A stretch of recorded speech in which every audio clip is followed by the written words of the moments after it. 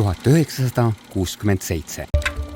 Moskvas valmib Ostankino teletorn. Tartus avatakse uus vanemuine. Boliivias vangistatakse revolutsiooni-ikoon Che Guevara. Elvis Presley abiellub. Ehitatakse Mustamäge. Sajandi torm murrab maha 3 miljonit tihumeetrit metsa. ETV-s alustab Mati Talvik. Hakkama saadakse esimese teleülekandega Kihnu saarelt. Esimeses ülemaailmses satelliidisaates näeb aga 400 miljonit inimest Beatleid. Tallinnas valmivad Nõukogude Liidu esimesed reklaamfilmid. Nende taga seisab Aktuaalse kaamera noor puldiassistent Hillar Üleoja. Teie olite see mees, kes tegelikult tegi kõige esimesed Eesti reklaamfilmid. Vastab tõele.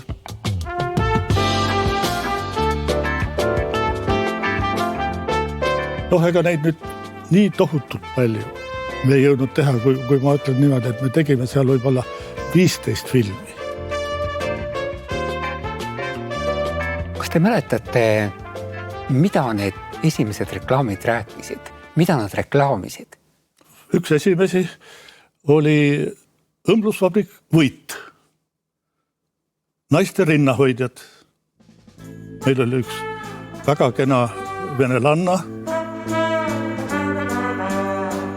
Siis oli Linda, kes tegi igasuguseid kotte ja kohvreid.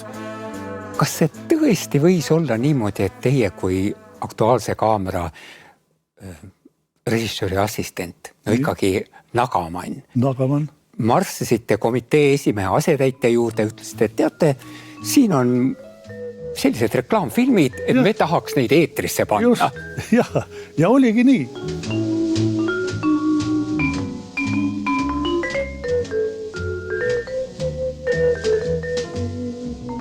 Ja siis ühel hetkel oli teie vana kolleeg Peedu Ojamaa Tallinnfilmist platsis ja tundis raha lõhna. Täpselt õige. Ja siis läks andmiseks. Ja siis läks andmiseks.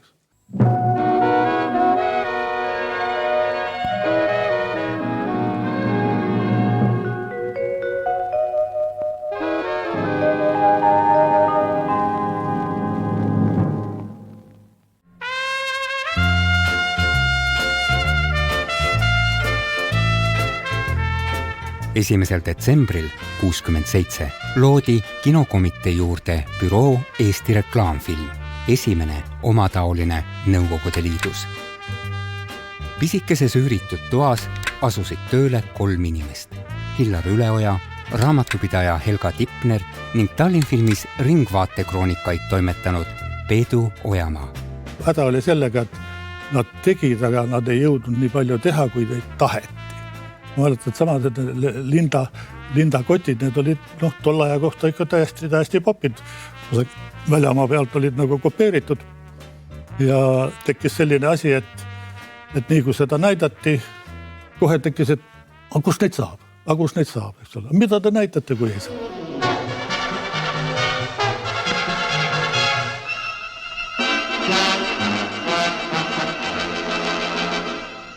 Tol ajal oli ju see, et igal asutusel oli kindel protsent, mida ta oma kasumist sai kasutada reklaamiks. Et mitte ainult ei saanud, vaid neil oli ka kohustus. See oli kohustus. Ma ütlen nüüd, et kõige narrim oli see, kui sa aasta lõpus ei olnud seda raha ära kulutanud. Paljud ütlesid niimoodi, et oi, et viimane kuu läheb, et võtke veel midagi. No ja nii oli. Me olime, nagu öeldakse, agarad võtma.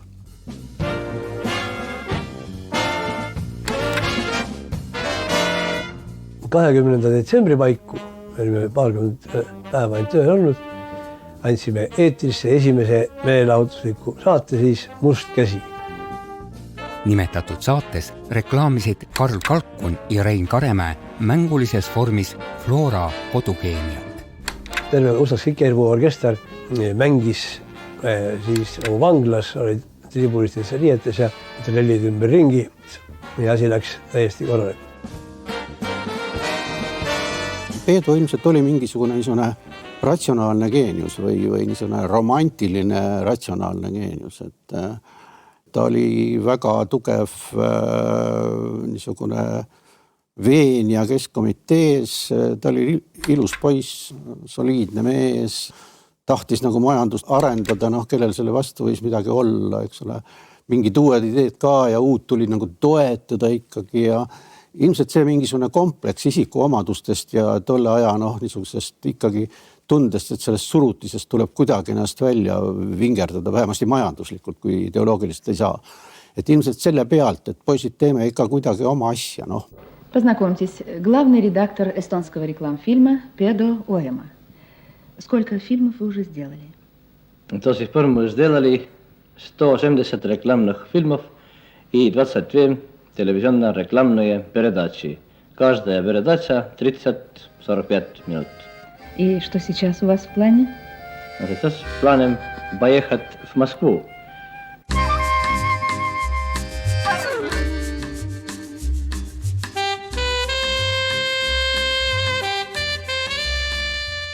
Tänu temale läks see asi ikka väga mürinal käima. Ja ma kujutan ette niimoodi, et kui esimesed nagu telesaated olid tehtud, siis see populaarsus muidugi tõusis tohutult ja ka tellimusi tuli tohutult palju juurde.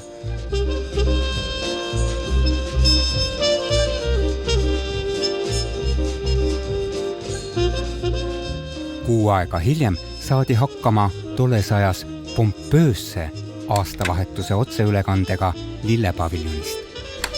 Kuldsüdamete pallist kujunes 10.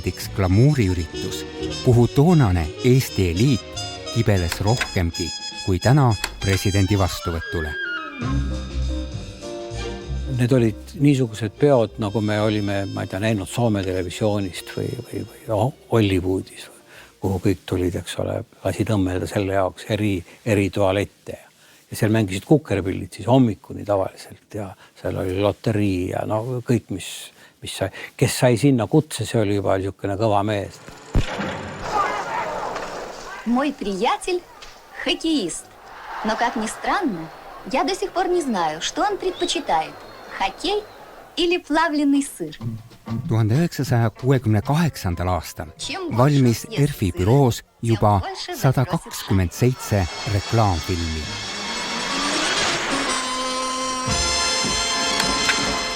Aga Peedut paelus televisioon. Peedul tekkis siis see idee, et film filmiks, eks ole, et targem oleks teha juba telesaateid. Ja tal oli tol ajal haruldane energia. Kui tema midagi ette võttis, siis ta läks nagu tank. Pani kõik oma tutvused mängu ja rääkida ta oskas.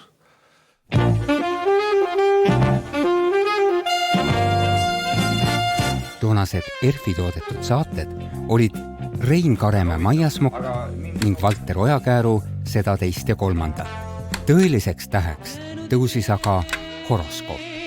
Lõppenud on päevad, mil nii tihti käisid siin. Hinge sellest hetkest on vaid jäänud nukker piin. Eesti televisiooni poolt tulid Ermo Lööve ja Mustas Hikerpuu. Ütlesid, et meil on väga hea idee. Kas me võiks koos teha, et nii sündiski see horoskoop kahas. Kunagi tavaliselt ei räägita sellest, et Eesti televisioon ei tahagi rääkida sellest, et Eesti reklaamfilm juures oli, aga tegijad teavad seda siiamaani, see oli meie jaoks seda väga suur asi. See on kui võlur kaugelt maalt, kes täita kõik me soovid saa. Maailmas tegid sel ajal ilma Beatles'ide rollingud, aga Nõukogude Eesti popijanus publikule sobis hästi ka Itaalia slaager ning lööklaul. Horoskoop väljendas uue põlvkonna tulekut, euroopalikku suhtumist. Megapopulaarsusele aitas kindlasti kaasa ka ihaldusväärsete loosiauhindade laud. Ühele saatele saabus väidetavalt 35 000 kirja. Loomulikult ei vaevunud keegi neid kokku lugema, aga nii hinnati. Siis selgitame välja ka meie peaauhinna värviteleviisori võitja, mis nagu öeldud, läheb loosimisele kõigi hooaja vältel saadud kaartide vahel. 69. aastal sai alguse televiktoriinide hiigelpikk jada. 5 aastat hiljem surus selles žanris oma kannad mulda noor ekraanihurmur Enn Eesmaa, kes oma telekarjääri jooksul juhtis kokku 15 erineva nimega kilvasaadet. Ma olen mõelnud, et miks need populaarsed nii olid, need viktoriinid. Ma usun, et üks variant võib olla ka see, mida ma ise mitu korda mõtlesin. Et kui televaataja kodus vaatas, kui targad mehed on ekraanil vastajad ja nad ei olnud ei akadeemikud ega kõrged parteitöötajad või komsomolijuhid, vaid nad tulid näiteks Pärnu KEK-ist, siis sellistest organisatsioonidest. Ja kui mõni kodus mõtles, et pagan, et kui need mehed ja naised saaksid Eesti üle ja elu üle otsustada vabalt, Eestist võiks asja saada. Ma usun, et see oli küllaltki oluline. Enn Eesmaa vedas 1,5 aastat ka ERF-i toodetud filmisaadet Jupiter, kust vaatajate mällu sööbis Ahto Vesmes. Kuid edasi võtab Toonja niigi nukker elu, meie arvates muidugi nukker ise nõnda sugugi ei arva, veelgi kurvema pöörde, kust leida abi, lohutust ja kas või kõige elementaarsemat peavarju. Ehk aitab Jefim Jemeljanovitš. Koostöös autoinspektsiooniga tootis ERF 25 aastat Rein Karemäe juhitud autosaadet, mis esialgu kandis nime Stopp, hiljem Ringliiklus. 71. aasta alguses sooritasid Eesti esimeses kokasaates ajaloolise etteaste tollased esikoomikud Sulev Nõmmik ja Ervin Aabel. Nende tähelend kestis küll vaid 1 episoodi. Siis võttis saate üle moemaja toimetaja Lilian Kosenkranius, Eesti esimene telekokk.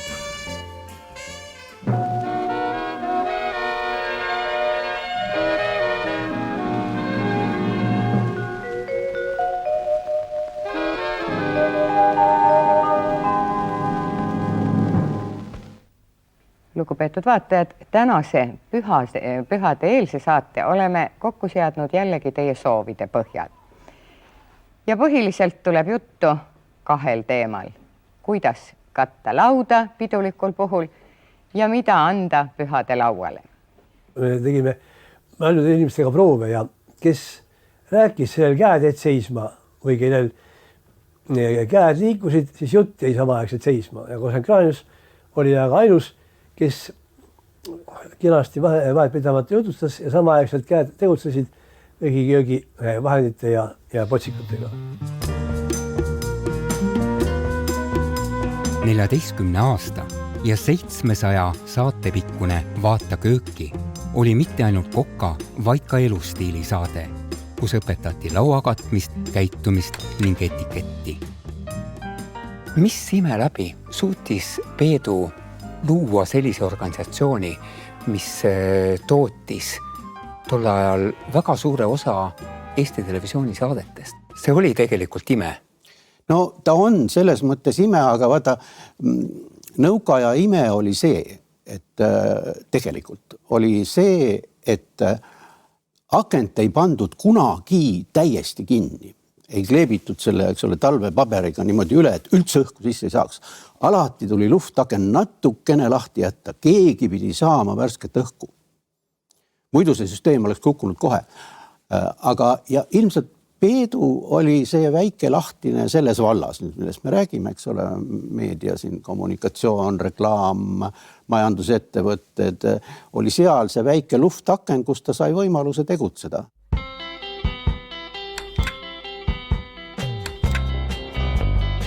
71. aastal startis ka saatesari Kokteiliõhtu, kus stuudiosse loodud klubiõhkkonnas reklaamiti populaarsete artistide vahel kõikvõimalikku toodangut. Saadet juhtisid esialgu Valdo Pant ja Peedu Ojamaa ise. Kuni järsku leiti jällegi, et Eesti televisioon käitub valesti. Eesti televisiooni saatejuhid ei tohi esineda niisuguses madalate huvidega reklaamfilmide saates ja neil keelati ära esinemine reklaamsaadetes. Ja kuivõrd ma ise olin selle asjaga üksjagu nagu kursis ja vaatamata minu sellisele diktsioonile, mis mul lapsest saadik on olnud just niisugune, nagu te praegu kuulete, hakkasin ma ikkagi seda tegema. Tol ajal mul oli veel mingisugune ulgupõletik, nii et hetk enne kaadri alustamist oli mul veel mingisugune mentoolkomm suus, mille ma jõudsin välja sõlitada enne, kui tere ütlesid. Ta oli üldiselt nagu saavutusele orienteeritud poiss. Ei vaadanud kõrvale ja rääkinud, et kurat ei saa ja ei ole ja need asjad ei lähe. Ja ta kogu aeg, tal oli mingi siht silme ees, mingi eesmärk, mida ta kogu aeg saavutada tahtis. Ja ta oli tark, ta oli selles mõttes õppinud, kogenud teletoimetaja, ikka ütleme dokke ja uudiseid Tallinn filmis toimetada, sa pead ikka korralikult haritud ja väga ka ideoloogiliselt osav poiss. Kokteiliõhtu osutus eelmänguks 2 aastat hiljem Raekoja platsil asuvast keldrist eetrisse läinud reklaamiklubile. Sellest ühest populaarseimast Eesti telesaatest läbi aegade sai reklaamfilmi kroonijuveel, sümbol, nähtus ja massikultuuri maamärk. Rahva pühapäevaõhtune palvetund meelelahutuse kirikus. See oli sätendav, leebe ja inimlik pelgupaik, tihtipeale kaugeltki mitte nii kauni tegelikkuse eest. Uue esindussaate vapinäoks valis Peedu Ojamaa ajalehe Noorte Hääl spordiosakonna juhataja Mati Eliste. Laitmatu väljanägemise, maneeride ja minevikuga endise tippujuja. Mati oli väga korrektne. Ma kujutan ette, et Saksamaal võis olla üsna palju samalaadseid saatejuhte oma oleku ja välise puhul. Temast õhkus ka sellist niisugust heaolu tunnet. Ta oli kena poiss, alati väga hästi riides. Ma arvan, et ta tegi oma tööd suhteliselt hästi. Tal ei olnud vaja väga ideoloogilisi võimlemisharjutusi teha. See oli üsna pragmaatiline, see reklaamiklubi, eks ole, räägiti tootmisest ja räägiti uutest toodetest ja räägiti, kuidas läheb ja millised on plaanid ja ei olnud, ütleme, pea peal seismise saade, et selles mõttes tema ülesanne oli suhteliselt lihtne. Võib-olla ta ei olnudki ajakirjanik ja võib-olla ei olnud ka meelelahutaja, ta lihtsalt oli õige mees õigel kohal selle funktsiooni täitmiseks, mida tol ajal oli vaja selles saates teha. Esimesed hooajad Mati kõrval oli Eneken Priks. Draamateatri näitlejanna. Kas ta oli võetud sinna lisaks sellele, et ta oli väga ilus ka midagi sisulist tegema? No eks sellele loodeti vist küll, aga ta ei kirjutanud stsenaariumi, selle kirjutas Mati talle valmis kõik ja ma ei tea, eks ta oma ülesande selle iluga täitis ära seal, aga ilmselt nagu abi ei olnud just väga tugev. Siis ka loobuti. Ja siis loobuti, jah.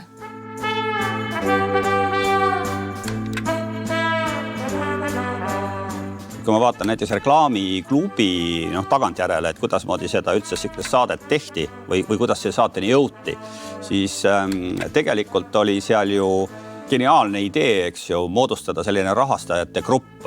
Ehk ta võttis kokku portsu, neid oli umbes 50 sellist suurt firmat, tegi nende firmade direktoritele selgeks, et neil on vaja iga kuu maksta mingit liikmemaksu ja selle eest saavad nad käia siis televisioonis õhtul nii ennast kui oma kaupa ja oma firmat kiitmas. Reklaamiklubi oli 65 liiget, ministeeriumid, asutused, ettevõtted, tehased ja nii edasi, Kekmek ja nii edasi, kõik see, kes oli majanduse eesotsas, nemad olid siis liikmed. Igaüks maksis 60 rubla kuus liikmemaksu. Ja see kõik oli sümboolne, aga ta oli olemas. Et selles mõttes ja klubi liikmetel oli alati eesõigus saada saatesse.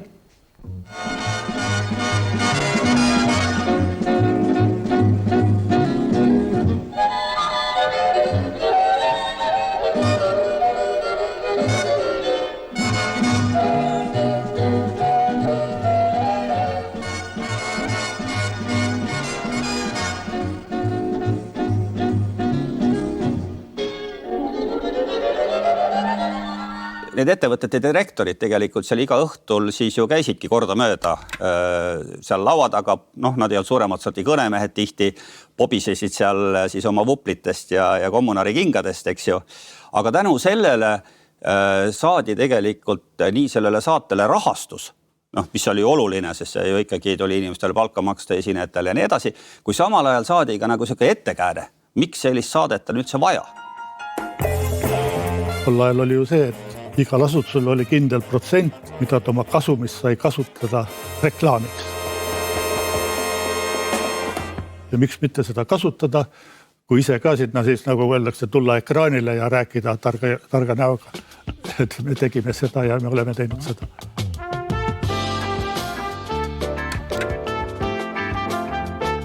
Reklaamiklubi, kui ma nüüd nagu tagasi vaatan, siis ma ütlen, et Peedu Ojamaa oli siiski väga innovaatiline inimene, mis oli lausa Nõukogude Liidus, oli üliinnovaatiline. Niisugune operaator, kes oli reklaamiklubi üks peaoperaatorid, Mihkel Kärner, leiutas õlakaamera. Ja tol ajal õlakaameraid Nõukogude Liidus ei olnud kusagil, ta ise ehitas selle, see oli niisugune suhteliselt pikk aparaat, loomulikult kaabliga ja see võimaldas siis teha igasuguseid, leida uusi võttepunkte ja selles väikeses keldris seal Raekoja platsil aitas palju pildikultuurile kaasa.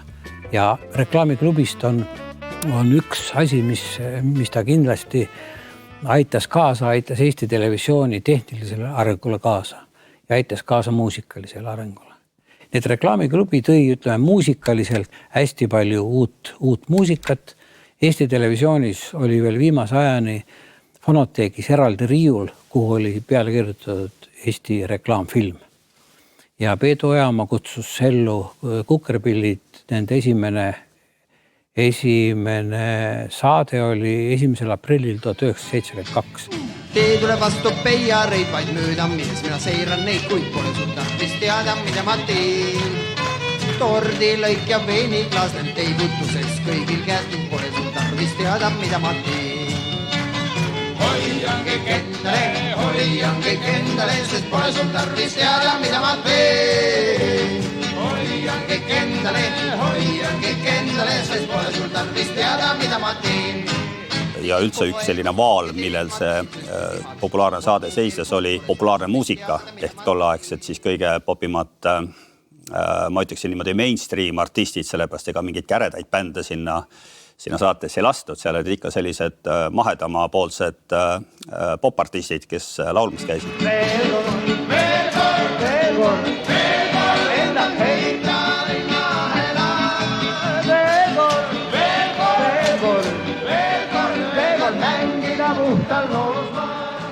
Need samad bändidki, nad ei taha sellest praegu rääkida, mind teinekord paneb muigama, kui noored inimesed teevad nendega intervjuusi, kes tausta ei tea. Et nendel oli tavaline see, et nad käisid nuiamas, kuna mina paralleelselt õppisin muusikat, ma tundsin neid kõike isiklikult, eks ole, olime kas kursusekaaslased, et Jüri, et kas ei saaks, et kas või ühe looga me tuleme teinekord kui vaja ka ilma rahata, sest kui sa ühe looga reklaamiklubis läksid, siis sisuliselt peale seda oli sul aasta otsa kõik kekid, mekid, kõik Eesti miljonärkolhoosid olid sul peo peal.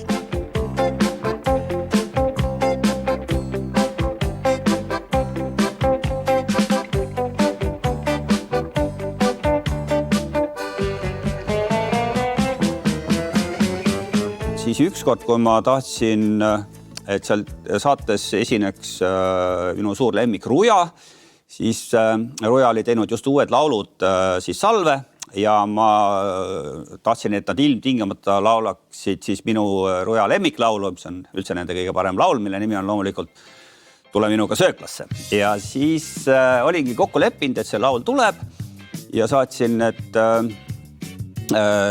teksti siis Eesti Televisiooni, siis selle saate toimetaja siis Tiiu Simm viis need ilusti televisiooni, seal kellele vaja, eks ju, ja siis tuli tagasi, ütles, et vaata Olav, et nüüd siuke lugu on, seda sööklalugu ei saa laulda, sest öeldi, et kuna seal on siukene rida, et tule minuga sööklasse närima vorsti juppi, siis vorsti praegu saada ei ole, lihatoodetega on lood kehvad ja selle tõttu seda laulu on ohtlik lasta, öeldi televisioonist.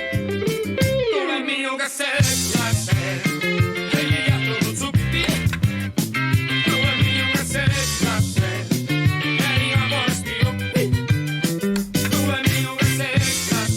mina mäletan reklaamiklubi, palun vabandust, aga mina vaatasin seda Sulev Nõmmiku või Ino Baskini pärast. Täitsa õigus. Mina oleks ka vaadanud enne pärast. Oli Suleviga selliseid tsensuuriprobleeme ka, et või ta tunnetas seda lage ja piiri? Ei olnud, temaga ei olnud. Ja tema need, ma kujutan ette, et see Karl Vaino ja see muu seltskond seal üleval mõtlesid, see on rumal maamees Uduvere kandist, eks ju, teeb seda maameestel oli nalja ja nad ei osanud seda näha, et tema naljad olid teistpidi ühiskonda iseloomustavad. Siin on müts, mis on väga hea traktoristi pähe panna ja siin on ka automaatne pikse kaitse. Näed sa, kas sa nägid, see käib välja? Nägid? Kui pikne tuleb, siis tõmbad välja. Ja see on maandamisots. See lohiseb sul järgi ja karta ei ole mitte midagi. Mitte midagi. Lähed, pikne tuleb, käib sust läbi, aga mitte sisse. Siis on traktoristile, vaata võib-olla, kui sul on vaja põle pealt parem natuke ära minna, eks ju, pikad päevad on. Siis näed, see on siuke universaalne haalsaabas. Näed, konts on varba otsas, näed. Nii et sa oled kogu aeg põle peal tulnud, mitte kunagi pole ära läinud. Mitte kunagi. See sobib espioonile kah, ma arvan. Üks Ino Baskini nali viis aga peaaegu et saate sulgemiseni. Üks pahandus oli Arkadi Raikini naljaga, et ma ei mäleta, kas Kostroma või kusagilt Venemaalt tuli üks daam ja ütles, et mis see on, et ma olen kütnud oma ahju puudega, briketiga ja kõigega, ikka ajab sisse. Ja siis Baskin, see oli küsimuste vastuste õhtu, Baskin vastas, et seltsimees see, Kostromast, kus ta sealt oli, et teil on elektripliit. Tookord linnakomitee esimene sekretär Johanson lööb kõvasti trummi ja ütles, et see reklaamiklubi tuleb nüüd kinni panna igal juhul, sest niisugust jama teha sellega ei saa.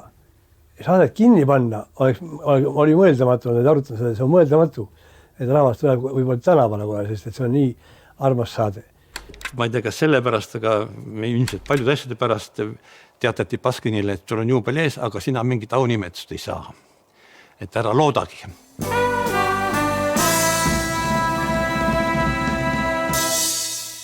Ja siis üks hästi populaarne lõik oli veel selline reisimuljete lõik. Vot see oli ka nagu erakordselt populaarne, sest 80-ndatel ju inimesed välismaale ei pääsenud. No kõige populaarsem reisimees oli kahtlemata Eeri Klass.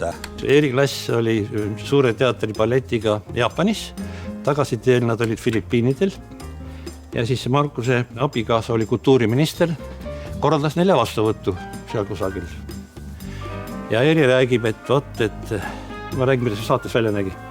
Eeri räägib, et ma olen Andreiga selle vastuvõtul. Ujume seal tähtede all, palmides alus. Ja Andrei ütleb peale, Eeri, может быть, я дурак, а мне здесь нравится. Võib-olla ma olen loll, aga mulle siin meeldib. No muidugi see läks, ütlemine läks rahvasekka. Aga näiteks järgne päev, ma võin öelda, et trammis ei võinud sõita, kõik rääkisid reklaamiklubist ja sõnaga arutati kõik üksipulki läbi, et naljakas oli istuda seal. Teie kuulasite? Ja ei teinud väljagi, kuulasin. Iga kord, kui reklaamiklubi lõppes, läksin ma selle reklaamiklubi telefoni lähedal, teadsin, et täitsa võimalik on jälle, et meie see keskomitee vaatlejad kohe helistavad siia ja ütlevad, mis jamaga, mida me tegime jälle valesti. Ise imestasin, et kuidas see Ojamaa suudab seda kolkimist iga nädal nagu vastu võtta seal. Mõnikord läks muidugi mööda ka, eks ju, kui seal siis parasjagu midagi polnud. Et kuidas ta suudab, aga tal oli nagu selline asi iseenesest mõistetav. Mul on siuke tunne, et see käis nagu selle ameti juurde. Et see on nii, nagu sa tänapäeval lähed televisiooni näiteks esinema, siis sa tead, et sul sõimatakse pärast Facebookis nägu täis. Siis pärast reklaamiklubi saadet oli täiesti tavaline, et sõimati Peedu Ojamaal nägu täis, et see käis nagu töö juurde. ma kujutan ette, et selliseid magamatu öid oli tal oi kui palju, sellepärast, et alati kui midagi juhtus, siis ta õudselt pabistas, et esmaspäeva hommikul peab kindlasti minema keskkomiteesse millelegi vastust andma. Kui palju seda tegelikult ka oli? Eks seda oli, aga eks meil oli ikkagi igal pool nagu käsi nagu sees, et me ei lasknud seda nagu väga kaugele areneda, et olid meil omad inimesed, eks ole, kes nagu rahunege maha, et asi ei olegi nii hull, eks ole, nii et ja siis ta üritas nagu kõik võimalikel moel endale siis ka erinevaid tugesid otsida mingite inimeste näol, seal vahepeal oli juba igasuguste parteilaste naisi oli sinna reklaamfilmi tööle võetud juba nii palju, et nad jooksid juba üksteist seal pikali koridoris. Te olite väga nutikad poisid ja oskasite tolleaegses tegelikkuses leida õigeid radu. No see on õige, sest eks siin mängis oma rolli muidugi see, et sul peab olema julgus küsida. Kui ma läksin kuhugi, et saada mingisugust fondi või limiiti Moskvas näiteks, eks ole, no need olid ju nii väga rangelt reglementeeritud, kellele anda midagi seal filmi või mingisugust kemikaali. Aga küsida võib ikka. Ja muidugi selle küsimuse juures käis ka see, et väikene suveniir Tallinnast, šokolaadikarp või Vana-Tallinn või midagi sarnast, kännukukk. Ja kui sa oled ühele vene inimesele teinud meele head, siis seda nii kergesti ei unustata.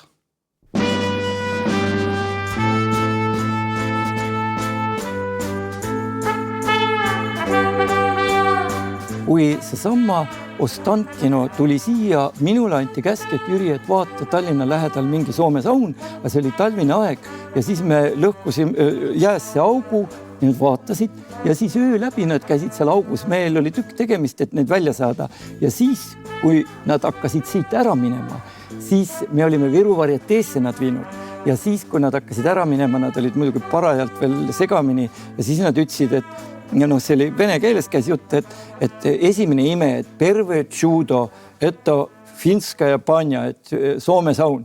Vtaroje judo, et teine ime, eto Viru varietee, et see oli Viru varietee neile. Aga kolmas judo, kolmas ime oli, когда мы обратно в Москве будем. Et võt, see oli näide, aga see andis jälle nii nagu, ütleme, Ojamaa liingi, et kui noh, et leiti need inimlikud kohad, need suhtluskohad ja võt, kui need haakusid, siis teatud asjadele tuldi vastu just tänu isiklikule sellele niisugusele lähenemisele. Jah, et ei olnudki vaja nagu inimesi rahaga määrida. Jah, sest see oli nende jaoks lääs ja meie niikuinii ei oleks üle trumbanud neid, ütleme, lõunaregioone, kus rahad liikusid 10 ja 100 kordi suuremalt. Kingitused ja värgid. Seda ju meil ei olnud ja selle tõttu meil oli midagi muud. Meil oli see lääne hõng, Viru varietee, Soome saun, blondid naised.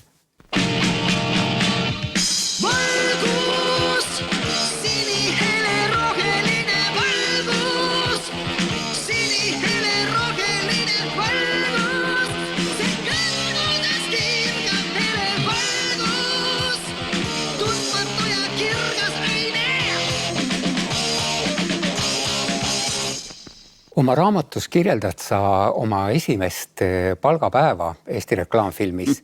Kuidas sa läksid sinna ja sulle laoti selline kuhi, et sa pidid peaaegu infarkti saama. Et jutt oli vist 3000 rublast. Kas see võis olla tõsi? Jah, ma mäletan, et see summa oli nagu kohutavalt suur, kui võrreldes nende summadega, mida ma sinnamaani olin teeninud. Ehkki ma ei olnud nagu kehvalt teeninud enne seda ka. Aga see ei olnud ainult mina seal, vaid seal oli terve Eesti Televisioon seisis ju sabas koos minuga, sellepärast, et kõik need inimesed, ju, kes seda reklaamiklubi tegid, olid ju tegelikult Eesti Televisiooni töötajad. Ja mitte keegi ei öelnud sellest rahast ära. Keegi nagu ei rääkinud kunagi. et nad teevad selle pärast ja ma arvan, et nad ei teenudki selle pärast, kuigi nad tegid ka natuke selle pärast. Aga noh, see minu jaoks oli loomulikult oli väga tore, kui maksti. Noh, rahaks, eks ole. Aga sel rahal oli tol ajal ka niisugune töö kvaliteeti stimuleeriv omadus. Inimesed, kellele maksti korralikult, ei teinud tööd küünarnukkidega. Nad tegid maksimumi peale. Nii et ütleme, need, kes reklaamiklubis käisid, need panid oma maksimum professionaalse oskuse seal välja. Kõik arvavad nii, et reklaamis raha seal voolas ja nii ja naa. Ei seal voolan midagi, ega seal nagu öeldakse, et ilmustati silmad eest ei antud midagi. Et kõik oli vaja ikkagi, nagu öeldakse, nii tööga teenida. Raha oli, aga seda ei loobitud. Ei loobitud. See on täiesti selge.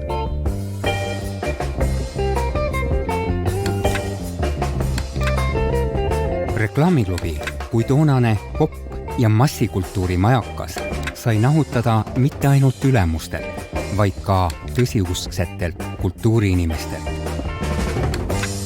Meil oli seal üks vaenlane, kes kirjutas ikkagi noorte hääles meist väga halvasti. Me nimesid ei maini. Vello Pohla. Just nimelt. Ja see tegi Peedule kõige rohkem tuska. Päris ausalt.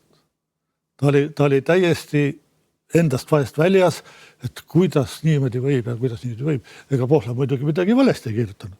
Aga see kontekst oli selline, eks ole, et me oleme siiski Nõukogude Liit ja me võitleme kommunismi eest, eks ole, ja teie topite niisuguseid asju sinna, eks ole. No.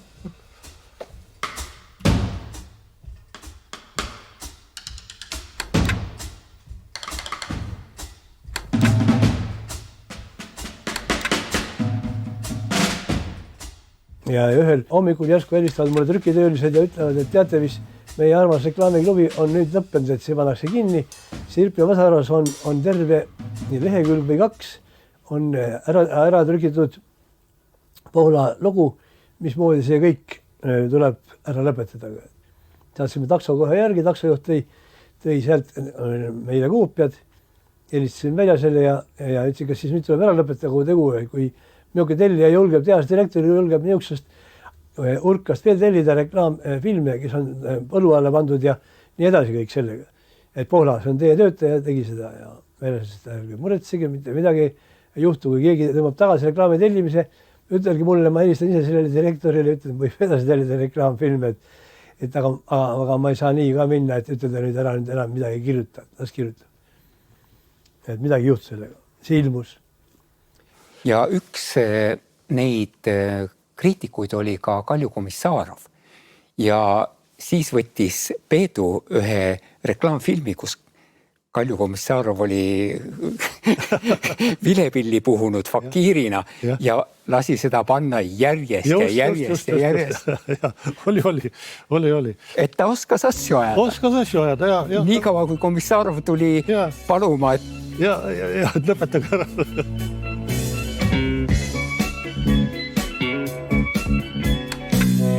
Üliõpilasaegadel reklaamiklubi režissööri assistendina 7 rubla 50 kopikat õhtu pealt stipilisa teeninud Toomas Lepp vormistas oma diplomitööks saate Ilukelde.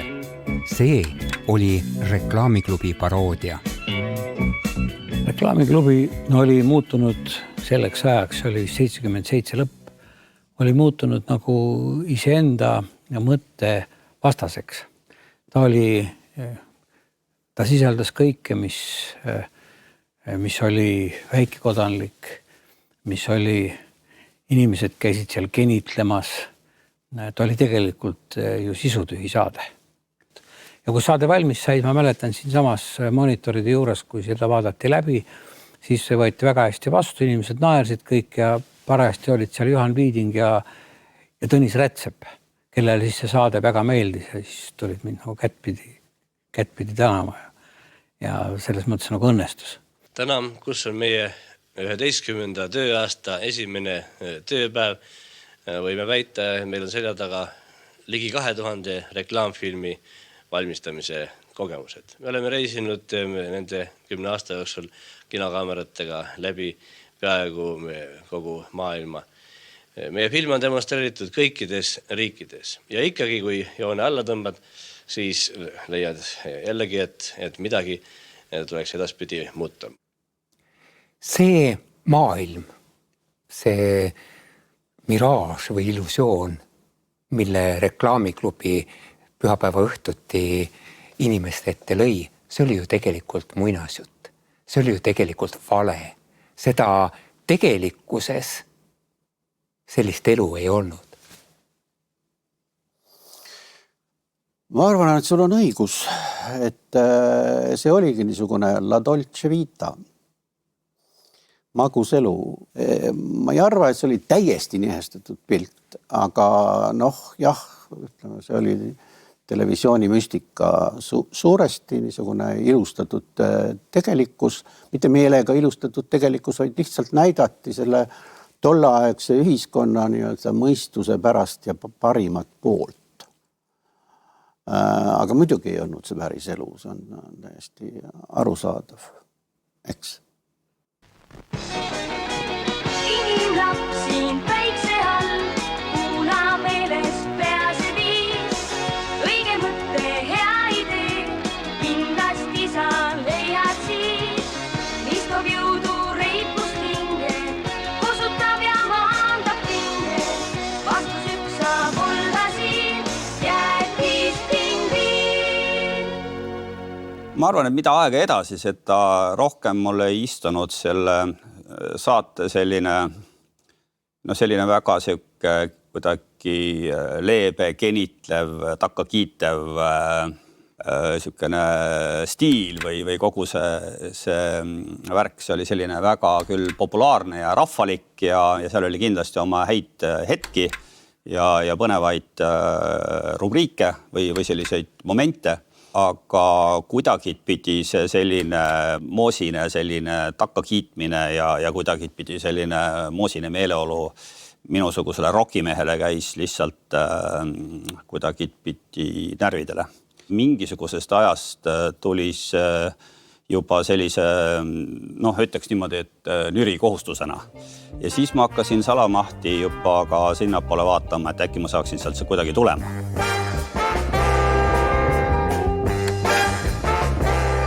Osolin pääses küll plagama, kuid ERFi masinavärk rohkem kui 100 töötajaga keerles edasi täispööretel.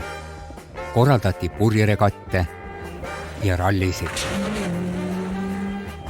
Toimusid uhked lillepeod. Need lillepeod olid tolle ajal ikkagi uskumatult populaarsed.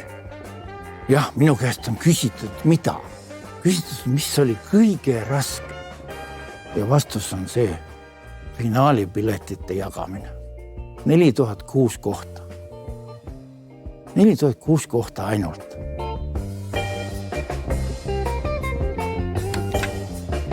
Ühel hetkel siiski tundus, et Peedu on omadega täiesti läheb ära pilvedesse. Ma mõtlen seda Formel 1 raja ehitamist.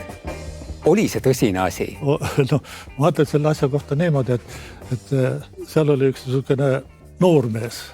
Tema nimi oli Tiit Rammo. Ta rääkis korralikult inglise keelt. Oli täiesti selline, korraliku käitumisega, oskas noa ja kahvliga süüa. Ja tema tundis niimoodi, et temal ei ole nagu selles reklaamfilmis õiget kohta. Aga kusagilt ta sai selle idee, et teeksime midagi, nagu öeldakse, et vormelirada näiteks. Ja aga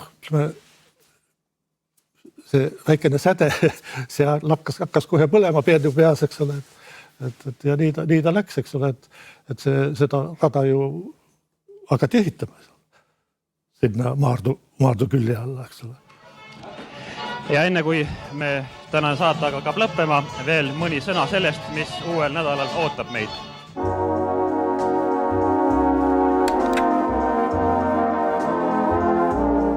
Et tuuled on pöördumas, tunnetas ilmselt ka Mati Eliste, kes peale 17 aastat reklaamiklubi saatejuhina leidis, et aeg on kõrvale astuda. Ja siis lõpuks ju ammendub kõik. ja nii ilmselt hakkas see ka siis ammenduma ja vaikselt nagu ja olud muutusid ju, eks ole, et siin hakkas ju tuuled juba Eesti Vabariigi tuuled hakkasid peale puhuma ja ma arvan, et tead, see oli niisugune loomulik jätk, et ära minna ja midagi muud teha. Eliste suundus spordilehe peatoimetajaks. Tema kingi kutsuti üksteise otsa täitma 4 noormeest. Tarmu Tammerk, Mart Aare, Peeter Raidla ning Neeme Pluss. Kui nüüd ikka päris tõele näkku vaadata, eks see reklaamiklubi vaikne tühjaks vajumine hakkas ikka juba minu ajal, ma usun, pihta.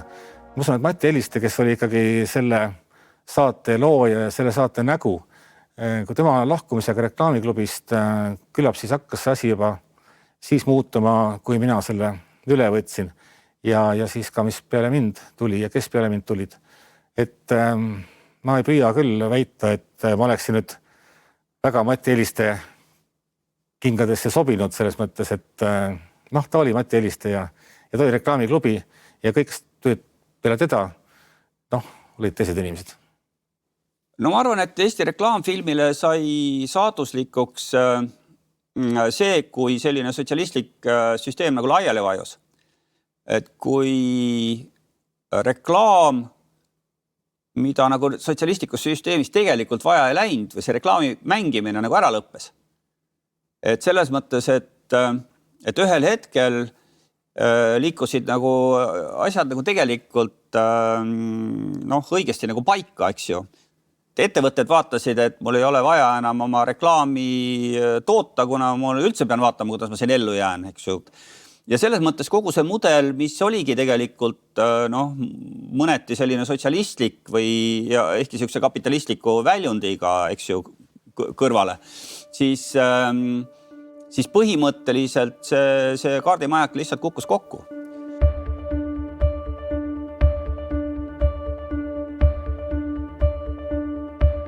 Peedu Ojamaa ei jätnud aga jonni.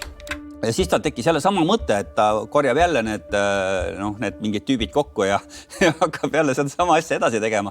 Aga ma nägin sellel hetkel, et mul ei tekkinud see hetkeski, et ma kuidagi sellega seal tõsiselt võtaks või seda liituks. Ma kuulasin selle viisakalt lihtsalt ära ja ütlesin, et aitäh ja palju edu ja nii ja naa ja lasin jalga.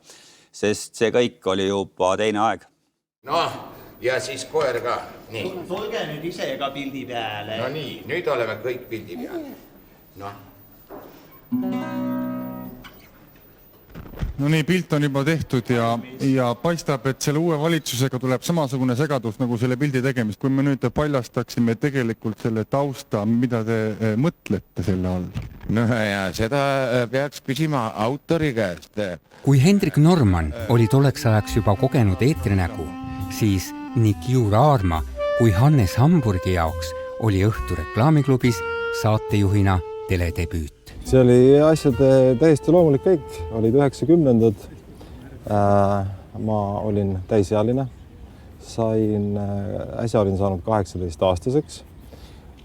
Ma olin käinud pool aastat Tartu Ülikoolis ajakirjandusõppes. Minu töö oli seal siis põhimõtteliselt 2 tööd oli, et hoida mikrofoni ja lugeda siis paberi pealt maha toimetajate poolt ette kirjutatud küsimused. Ja siis, kui saade läbi oli, siis ikkagi võtta välja see teenistus, mis oli tolle aja kohta meeletult suur, et mina selliseid kupüüre nagu varem polnud näinud ja sellega ma elasin ikkagi väga vabalt Tartus mõned nädalad ära. Mis sai Peedule ja reklaamfilmile saatuslikuks? Ühel hetkel see kõik ikkagi nagu pudenes laiali. Eks ajad muutusid.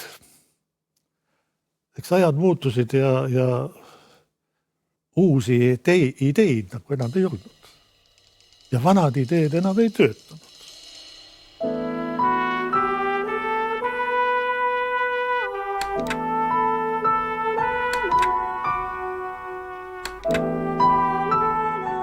Detsembris 1996 oli BFT reklaamiklubi aktsiaseltsil kogunenud riigi ees võlgu üle 1 000 000 krooni. Tallinna maksuametile oldi võlgu rohkem kui 700 000 krooni, lisaks 200 000 viiviseid. Tallinna haigekassale oli võlg ligi 500 000 krooni. Väga paljus asjades, nagu öeldakse, süüdistas ta mind. Et ma olen asjad seal vussi keeranud. Noh, seal olid siis igasugused naised veel mängus, mis selle asjale veel nagu vahtu juurde keerutati. Aga see, et seal nüüd kaugele sellega ei jõutud, see oli näha, et uues ajas need peedunipid enam ei tööta. Ja ta ei olnud ka piisavalt paindlik. Ei, see on õige. Temal on niimoodi, et on üks tõde ja see on tema tõde. Väga raske oli temaga milleski asjas vaielda, ta läks väga närvi, hakkas inetusi rääkima, aga see oli teada, et ega niimoodi kaugele ei jõua. Ja lõpetas pankrotis. Ja lõpetas pankrotiga. Uhkel suurel asjal oli kurb lõpp. Ja, uhkel suurel asjal oli kurb lõpp. Nii et kahju küll. Kahjuks on see kordunud mitte ainult Peeduga, vaid väga paljude teiste asjadega televisioonimaailmas, kui ei märgata õigel ajal ära minna. Kui elu läheb ära, kui sa sellesse raamistikku enam ei sobi, aga sa ikka üritad veel. Ma tean, et see lõpp oli üsna kurblik. Mul on tunne, et vist lõpuks riik vist maksis need võlad ka kinni ja nii see kustus. Kahju Peedust, võimekas mees, aga see hetk tuleb tõenäoliselt ära tabada. Millal minna? Neid on väga vähe, kes saavad aru, et tema aeg on nagu täis ja nüüd ma nagu loobun sellest. Aga kuidas sa ütled endale, kui sa oled edukas, sa oled kuulus, sind austatakse ja järsku sa pead loobuma. Sa pead olema väga tark ja väga suure hingega inimene, kes seda lõpuks otsustab. Sa ei usu seda, sest sa lihtsalt ei taha seda uskuda. Jah, just.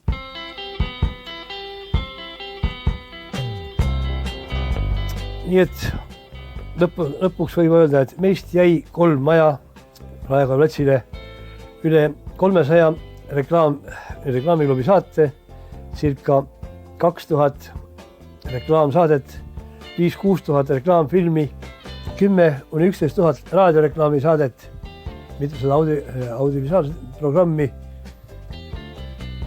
Spinnakeri lillepeod, autorallid, Eesti Tenniseliidu asutamine, Eesti Autospordiliidu asutamine. Ja ütleks lõpuks ainult seda, et ei kahetse tööaastaid. Ükskõik, et oli raske ja ohtlik. Iga ettevõtmine oli kellegi poolt ja kellegi vastu. See oli noore meeskonna hasart, aga me võitsime. Nüüd olen pensionil ja tasun tervisele ja ERF-i ehitustele tehtud võlgasid. See oli minu lugu. Elame veel.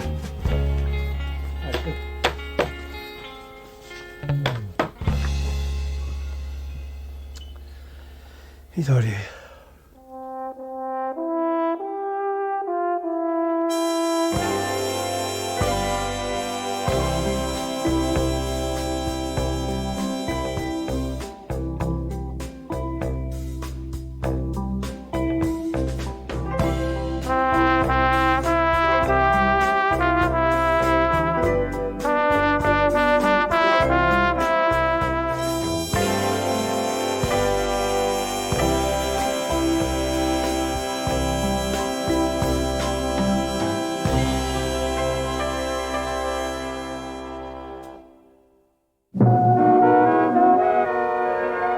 Kas ma olen õigel teel arvates, et see Peedu Ojamaa loodud ERF ja kogu see kupatus, kõik need telesaated ja reklaamfilmid ja need üritused olid tegelikult suurepärane näide sellest, kuidas nutikad Eesti mehed keerulisel ajal, keerulistes oludes suutsid siiski...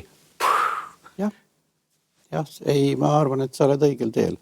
olidki keerulised olud, üsna vilets värk, nii ideoloogiliselt kui majanduslikult, aga elama pidi ja nad suutsid sellest parima võtta, mis tookord võtta oli nii iseenda kui televisiooni jaoks. Ja ütleme siis niimoodi ilusasti ka vaatajate jaoks. Selles mõttes jah, ma olen suga nõus.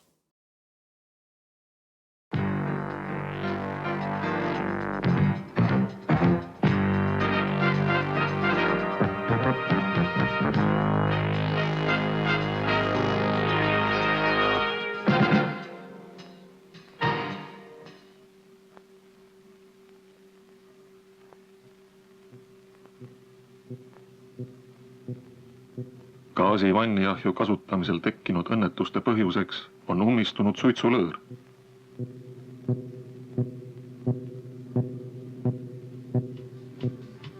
Ummistuse korral kutsuge korstnapühkija, et puhastada lõõrid.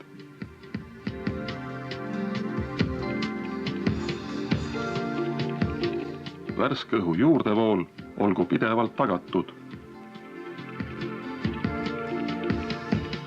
Põhiline on, tõmmet tuleb kontrollida nii enne kui pärast põhipõleti süütamist.